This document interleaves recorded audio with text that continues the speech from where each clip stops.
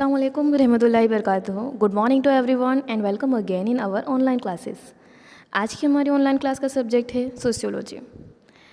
Sociology में last session तक के हमने देखा कि ओबीसी क्या है, किस तरह से मंडल कमीशन की बुनियाद डाली गई, जिसके सदर थे एम.एन. श्रीनिवास, और उन्होंने किस तरह से ओबीसी में तालीमी और समाजी और इक्तिसादी एतबार से जो लोग पसमानदा है, कमज़ोर है, पिछले तबके में है, उनको ओबीसी में शुमार किया जाएगा। उसके लिए कुछ मापदंड बनाए थे, कुछ तरीके थे। आइए अब उसको इस सेशन में हम समझते हैं।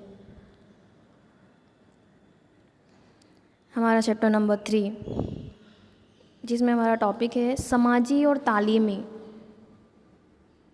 पसमानदगी मुतय्यन करने के लिए मंडल कमीशन के इख्तियार किए पैमाने। हमने लास्ट सेशन में देखा कि भारत में ओबीसी के लिए एक मंडल कमीशन बनाया गया था, जिसमें मंडल कमीशन को कुछ काम दिए गए थे और उस काम को करने के लिए उन्होंने कुछ पैमाने बनाए थे।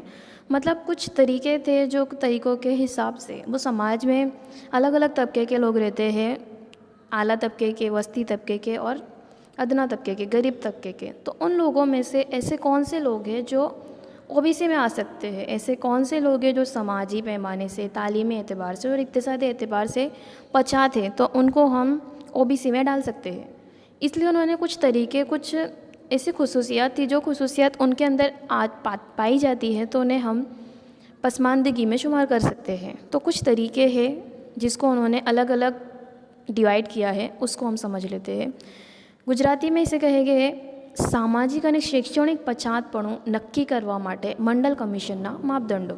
समाज में इतने सारे लोग रहते हैं, उनमें से वो कौन से लोग हैं जो समाजी और तालीमी एतबार से पसमानदा है, जिन्होंने ज़्यादा एजुकेशन हासिल नहीं किया, उनको ढूंढ निकालने के लिए कुछ तरीके उन्होंने अपनाए थे। उसी को हम कहेंगे मापदंडों गुजराती में। सो उसको समझते हैं। फर्स्ट है समाजी पैमाने, सेकंड तालीमी पैमाने और थर्ड है इक्तिसादी पैमाने। ये 3 पैमाने ऐसे थे जिसके ज़रिए मंडल कमीशन ने समाजी और तालीमी पैमाने से जो पसमानदा हो उनको अलग से कैटेगराइज करने की कोशिश की है। तो इसको 1 बाय 1 समझ लेते हैं। फर्स्ट है समाजी पैमाने, गुजराती में इसे कहेंगे सामाजिक मापदंडों।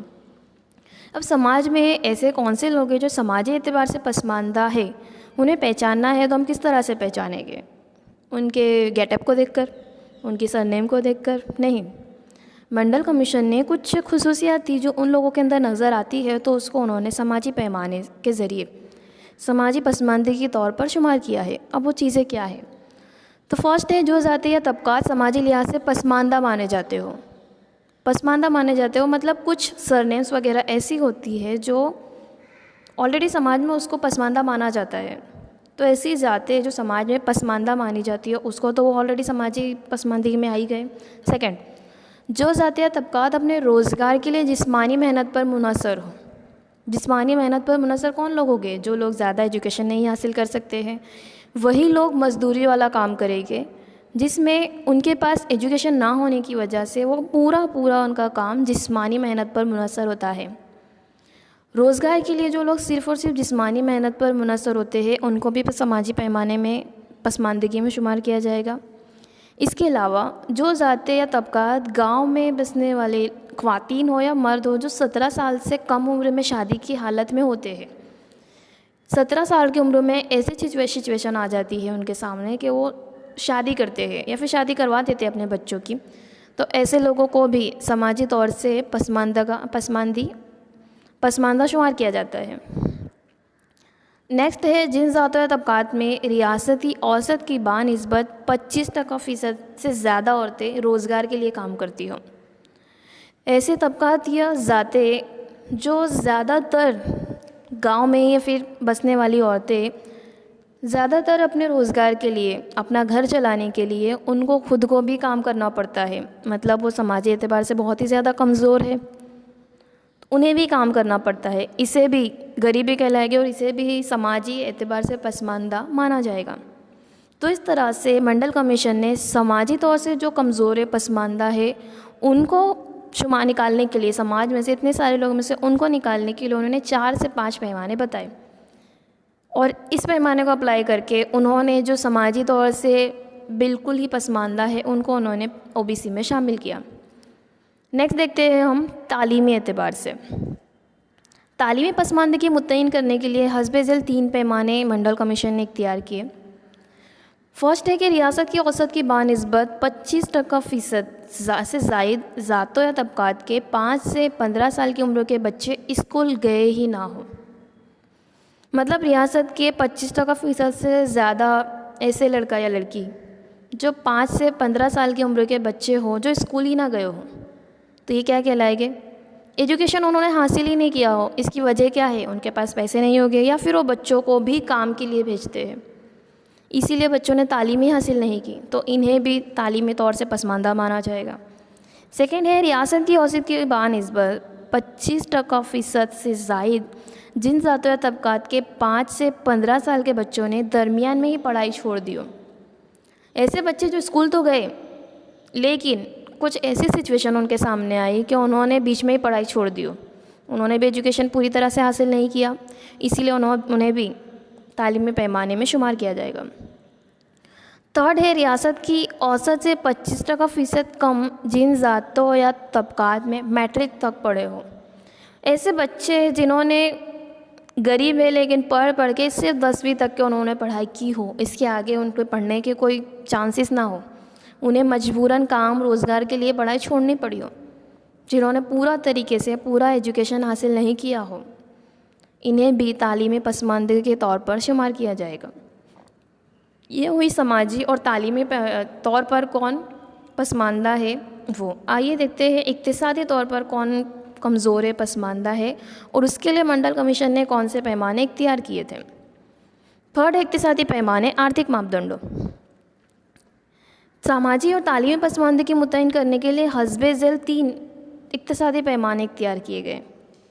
अब जो समाजी और तालीमी एतबार से कमज़ोर है उनकी इक्तिसादी तौर पर क्या हालत है वो जानिए।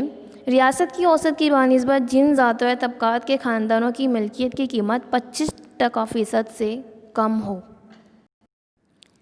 मतलब जिन ज़ातों या ख़ानदान में उनकी मिल्कियत ना हो, बहुत ही ज़्यादा गरीब हो, घर परिवार घर है लेकिन उसके अलावा की कोई उनके पास मिल्कियत प्रॉपर्टीज़ ना हो, गरीबी हो, तो उसे इक्तिसादी तौर पर पसमानदा माना जाएगा।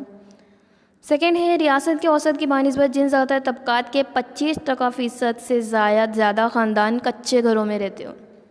ऐसी ज़ातें जिनके ज़्यादातर ख़ानदान कच्चे घरों में रहते हैं वो भी इक्तिसादी तौर पर पसमानदा माने जाएंगे।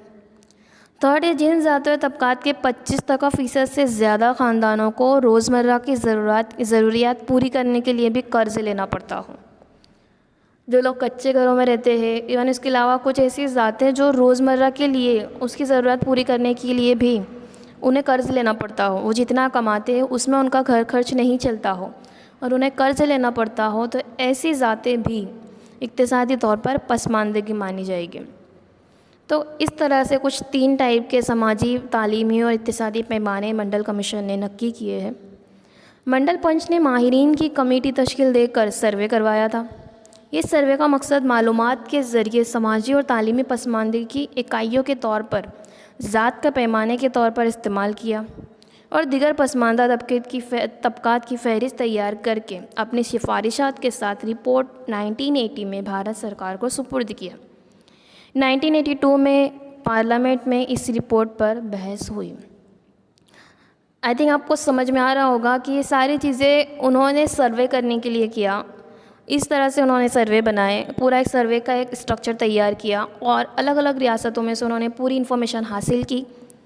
और फिर जो ऐसे लोग हैं जो पसमानदा है, जो तालीमी समाजी एतबार से पसमानदा है, उसके लिए सरकार क्या कर सकती है, उसके लिए सिफारिशात की। तो ये सारी चीज़ें मंडल कमीशन ने की पसमानदा तबक़ात के लिए। जैसा कि फॉर एग्ज़ाम्पल के तौर पर हम देखते हैं कि सर्वे होते, अलग अलग चीज़ों के सर्वे किए जाते हैं, तो सेम इसी तरह से ओबीसी के लिए भी सर्वे किए गए थे। क्लियर? जितने पॉइंट है उसको नोट में नोट डाउन कीजिए। Thank you. यहाँ पे हमारा ये चैप्टर ख़त्म होता है।